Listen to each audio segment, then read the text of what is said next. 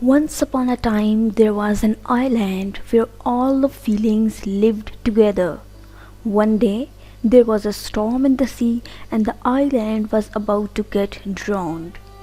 Every feeling was scared, but love made a boat to escape. Every feeling boarded the boat, only one feeling was left. Love got down to see who it was. It was ego. Love tried and tried, but ego was not moving.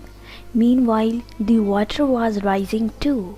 Everyone asked Love to leave him and come in the boat, but love was made to love. In the end, all the feelings escape and love dies with ego on the island.